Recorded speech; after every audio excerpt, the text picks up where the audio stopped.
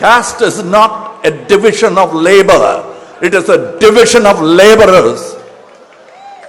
நீ அதான் நானும் அதான் ஏன்டா சும்மா போராடிக்கிட்டு என்று சொல்ற வார்த்தை அது. ஆங்கிலத்தில் சொன்னதுனால காரணம் தெரியவில்லை. சாதி பிரிவினைகள் தான் இந்தியாவின் பலவீனம். சாதிய தடைகள் நீக்கப்பட்ட பின்புதான், பட்டால் இல்ல, அதற்கு பிறகுதான் நாம் ஒரே தேசமாக ஒரே மக்களாக இணைய முடியும்.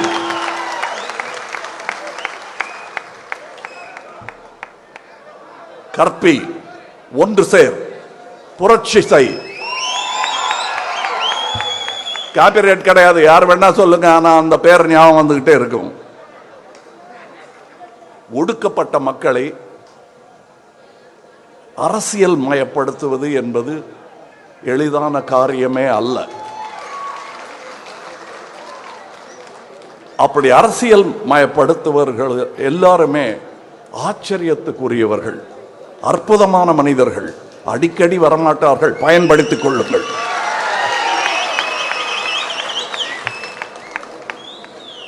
ரொம்ப ஈஸி. இதே பறை இந்த பாடல் இல்லாமல் போர்க்குரலாக ஒலித்தால் இங்கிருந்து வெளியே போகும்போதே ரத்தம் சிந்த வைக்க முடியும். ஆனால் அவர் எப்பவுமே நான் பார்த்திருக்கேன், இதோ வாய்ப்பு, அரசியலில் உங்கள் கதையை சொல்லணும், எங்களை வாங்க, இது ஆதாயம், இது அரசியல், இது அரசியல், இது ஆதாயம், எது வேணும்னு கேட்டா அவர் அரசியலை தான் தேர்ந்தெடுக்கிறார்.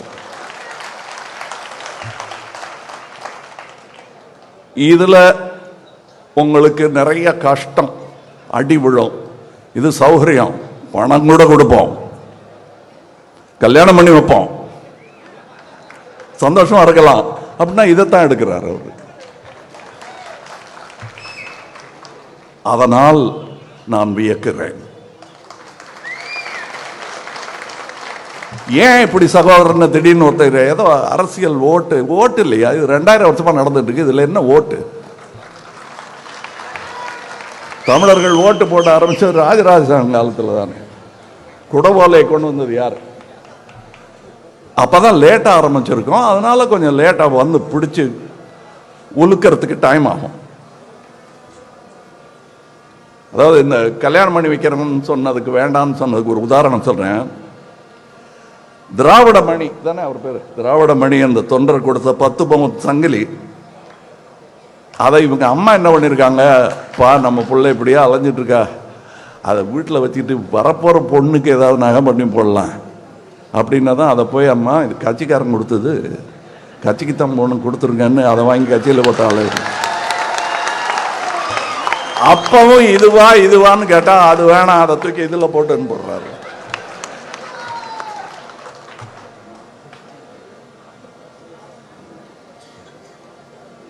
இது அங்கீகாரமா இதை ஒரு கட்சியா வளர்க்கறதுங்கிறது எவ்வளவு கஷ்டங்கிறது ஆரம்பித்த எனக்கும் தெரியும். அப்போ வருஷத்துக்கு முன்னாடி செஞ்சா அங்கீகாரம் பெறுவதே கஷ்டங்க. இவெல்லாம் ஒரு ஆளாங்கிறது எத்தனை வருஷமா கேட்டுக்கிட்டு இருக்கோம் நாம.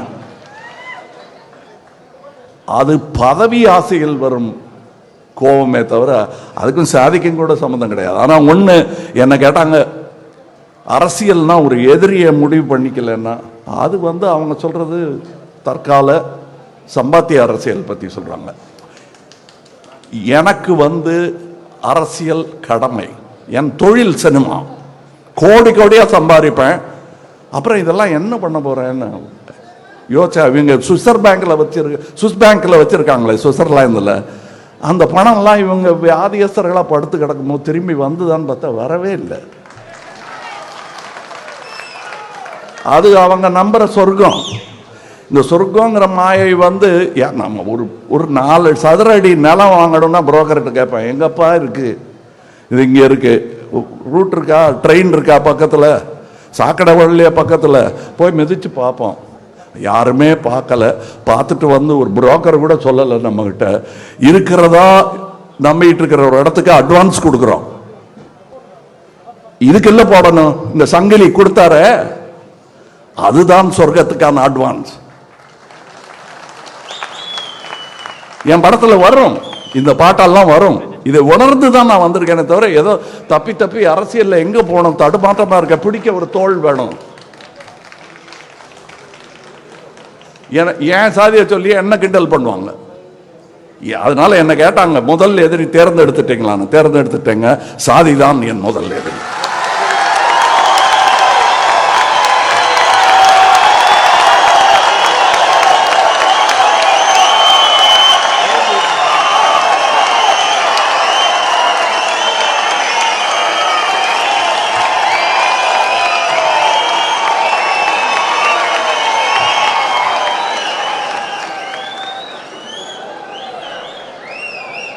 இனி உக்காரணும் இல்லை நடக்கணும், முட்டிக்கு வேற வேலை கொடுக்க கூடாது. புரியுதுங்களா? அது தரையில படுறதுக்காக வச்ச இடம் இல்லை, இதுதான் உள்ளங்கால் தான் தரையில படுறதுக்காக வச்ச இடம்.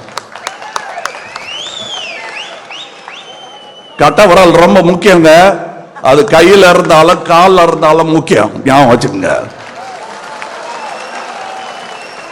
இந்த கோபம் என் நெடுநாளைய கோபம். பிறப்பினால் நான் எவருக்கும் தாழ்ந்தவன் அல்ல, என்னை விட உயர்ந்தவர் யாரும் இல்லை என்பதை உங்கள் மனதில் பதிய வைப்பதுதான் இமாலய சாதனை. அதில் ஏறி நின்று கூவி விழிக்கும் டென்சிங்.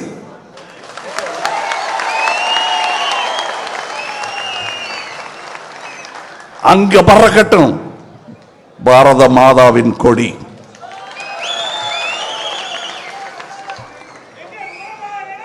ஒரு சமுதாயத்தின் முன்னேற்றத்தை, பெண்களின் முன்னேற்றத்தை வைத்துத்தான் அளவிட முடியும். அம்பேத்கர் சொல்லி இருக்கிறாரு. நாங்க என்ன சொன்னோம், மக்கள் நீதி மையத்தில் பெண்களுக்கு ஒரு உரிமை தொகை கொடுக்கணுங்க அப்படின்னு அது நாங்க சொன்னோம், செய்யல, சொன்னோம். ஐடியா எங்க இருந்து தான் வந்தது, ஆனா அதை செயல்படுத்தினார்கள். செயல்படுத்தினால் என் சகோதரன், அவ்வளவுதான். நான் வேற பார்க்கல, எனக்கு கட்சியும் கிடையாதுங்கிறேன். நான் எல்லா கட்சியும் என் கட்சின்னு நினைச்சிட்டா அதுதான் இந்தியா. நான் போய் அமர்ந்திருக்கும் சபை அவங்க ராஜ்யசபை, ராஜ்யசபா பேர் என்ன தெரியுமா? அது பேரே அப்பர் ஹவுஸ். அது இங்கிலீஷ்ல சொன்னா ஹவுஸ் ஆஃப் எல்டர்ஸ், மூத்தோர் வட்டம். அது காயினுக்கு ரெண்டு பக்கம், ஒரு பக்கம் அவரு, ஒரு பக்கம் நீங்க. புரியுதுங்கிறாங்க. ஐயோ எந்த காயின் பாக்குற, செலவார காயினா? திடீர்னு ஒரு நாளைக்கு இது செல்லாதுன்ட்டா எல்லாரும் கியூல நிக்கிறீங்கல்ல, அந்த காயின் இல்ல இது. இந்த காயின் வட்டமா தான் இருக்கும். ஒரு பக்கம் திரும்பி பார்த்தா ராஜ்யசபை தெரியும், இன்னொரு பக்கம் திரும்பி பார்த்தா லோக்சபை. இதெல்லாம் சுண்டி பார்த்தா எப்படி போட்டாலும் தலை தான் விழும். இந்த தலை விழும், இல்ல இந்த தலை விழும். புரியுதா? உங்களுக்கு புரியணும். நான் புரியுதான்னு கேட்கறது வெளியே இருக்கிறவங்கள, அவங்களுக்கு புரியும். அவங்களுக்கு புரிஞ்சா பயம், உங்களுக்கு புரிஞ்சா நம்பிக்கை.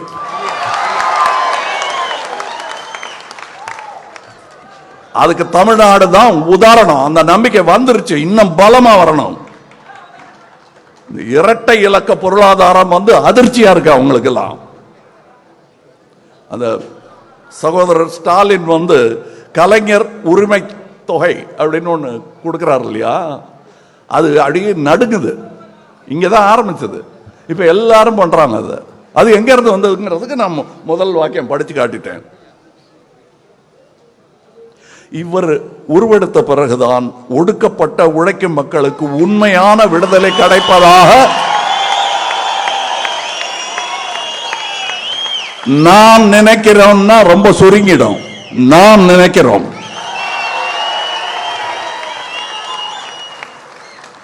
அத நான் சிதம்பரம் தொகுதியில இவருக்காக பிரச்சாரம் போன போது நான் உணர்ந்தேன். யூனிஃபார்ம் போட்டுக்கிட்டு நின்ன போலீஸ்காரன் கண்ணில் தண்ணி வருதுங்க. எங்க ரெண்டு பேர், நானே இவருக்கு மூத்தவர், எங்க ரெண்டு பேரையும் மூத்த ஒரு அம்மா கையை கொப்பிட்டு இவரை பார்க்கறாங்க. அவங்க கண்ணிலையும் கண்ணீர். அத கண்ணீரை பார்த்து உணர்ச்சி எல்லாம் படல, அந்த உணர்ச்சி வசப்படுறது இல்ல, உணர்ச்சியை புரிந்து கொண்டேன். அந்த பானையை தூக்கி பிடிச்சேன்.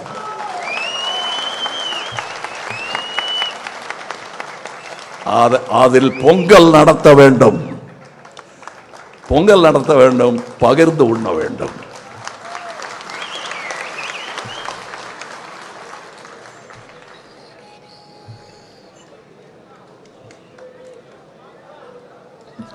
எல்லா வகையான அடக்குமுறைக்கும் ஒடுக்குமுறைக்கும் எதிர்த்து போராடுபவன் போராளி இல்ல, டெமோக்ராட்டிக் ஃபைட்டர். போர்னா அது அசிங்கமா இருக்கு, அதனால்தான் நாங்க திட்டுறதை குறைச்சிக்கிட்டோம். கோவம் இருக்குங்கிறது தெரியணும், இல்லைன்னா இழிச்சமா என்ன நினைச்சிருவாங்க. அது திரும்பங்கிறது நீங்க என்னையும் சேர்த்துக்கலாம், நான் எங்க வேணா தோள் கொடுக்க வருவேன். நான் யார்கிட்ட சொன்னேன்னு சொல்ல மாட்டேன், உங்களுக்கு தெரியணும். ஐயா, ஆசியாவின் முதல் சென்ட்ரிஸ்ட் பார்ட்டி மக்கள் நீதி மையம், அதை சொல்ல வேண்டிய இடத்துல சொல்லிட்டேன். இதை நீங்க பூரா இடது பக்கமும் இழுத்துற முடியாது, காட்டுக்குள்ள துப்பாக்கியை கொடுத்து அனுப்ப முடியாது, பூரா அதை வலது பக்கம் அனுப்பி என்ன அகோரி ஆக்க முடியாது. நடுவில் இருப்பேன், என் இடதும் வலதும் தோளும் குடிமக்கள், அதுவும் இந்திய நாட்டின் குடிமக்கள் எவராயிருந்தாலும் பல்லக்கில் போவதற்கு தயார் என்றால் இந்த தோள் காத்து நிற்கும். மேல உட்கார என்ன சாதி பண்ணின்னு கேட்கறதுக்கு எனக்கு அருகதையே கிடையாது. நான் தோள் தூக்க வந்துட்டேன், இந்த பல்லக்க தூக்க வந்துட்டேன். இந்த பல்லக்கின் பேர் இந்தியா. ஒன்னு சொல்றேன், அதுக்கு 4 பிடி தான் இருக்குன்னு நம்பிட்டு இருக்காதீங்க, 22 பிடி இருக்கு. ஒவ்வொரு மொழியும் தோள் கொடுக்கும். இதுக்கு சொல்றேன், அதனாலதான் சொன்னேன், இந்த திராவிடம்ங்கிறது என்னங்க, எல்லாரும் சேர்ந்ததுதான், எல்லாரையும் சேர்த்துக்கிற பெருந்தன்மைக்கு பேர் தான் திராவிடம். அது நாடு தழுவியது, போய் பாருங்க. அங்க இருந்து சிந்து நதி முதல் வைகை நதி வரை அது பரவி இருக்கிறது. அது மேலடி என்றால் அது கீழடி. 3 அடியில் உலகத்தை அளக்கலாம், நாங்க 2 அடியில் அளந்தோம். அது பேர் திருக்குறள். இங்க என்ன நிறைய பேசிட்டே இருப்பேன், அவர் பேச்ச நீங்க கேட்கணும்.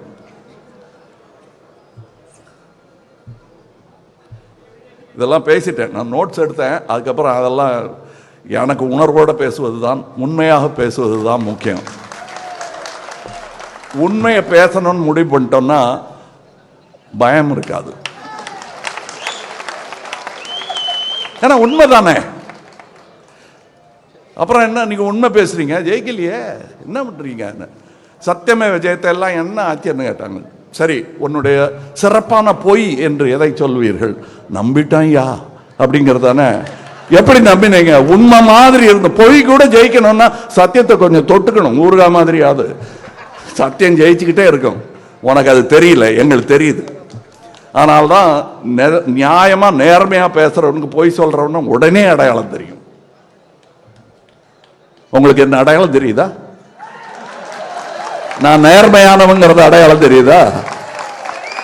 பொய் பேசலைங்கிறது புரியுதா? அதை புரிஞ்சுக்கிட்டா போதும், இந்த போர் பறை உலகம் எல்லாம் கேட்கும். புரிஞ்சுக்கங்க. என்ன மாதிரி கோடி பேர் இருக்காங்க உங்களுக்கு தோள் கொடுக்க, அவனையும் சேர்த்துக்குங்க, நீங்களும் வாங்க.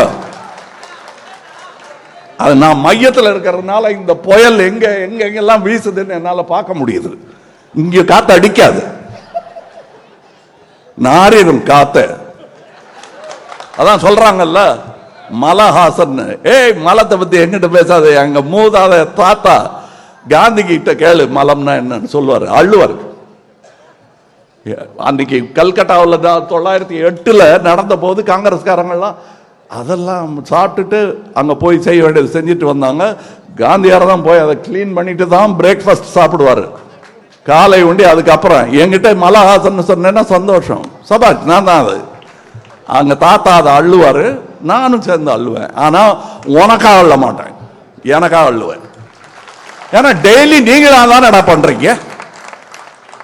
அதனால என்ன நீ கூப்பிடு, கோபம் இல்லைங்க, புரிய வைக்கிறேன். நான் என் பிள்ளைகளே அடித்தது கிடையாது, கேட்டு பாருங்க சொல்லுவாங்க. சண்டை போடலாம், கத்தலாம், ஆனால் அடிக்கக்கூடாது. அது புரிஞ்ச இன்னொரு சகோதரர் இவருக்கு பிறந்த நாள் சொல்லுவது கடமையா இருந்தது. இன்னொரு பெரிய விழா, நான் கனவு கண்டுகிட்டு இருந்த விழா, அதுக்கு போகணும்னு நினச்சிட்டு இருந்தேன். சேலத்தில் நடக்குது. ஆனால் இதை இப்போ செஞ்சிடணும். இப்போ இது தேவை. அங்கே நிறையா பேர் பெரியவர்கள் இருக்காங்க.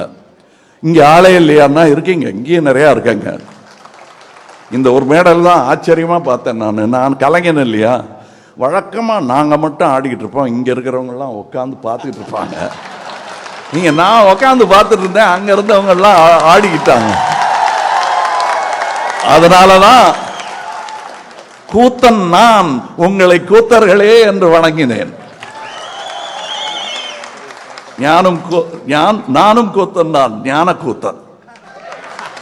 அது எங்க குரு பேர். ஞான கூத்தன் ஒரு கவிஞர் இருந்தார், என் மனதில் இன்னும் இருக்கிறார். அந்த ஞான கூத்தன் குரலாக கேட்டுக்கொள்ளுங்கள். இதுக்கு மேல என்ன சொல்றது? கட்டி பிடிச்சாச்சு, அவருக்கு நம்பிக்கை கொடுத்தாச்சு. பறை பின்னாடி இருக்கு, படை இங்க இருக்கு.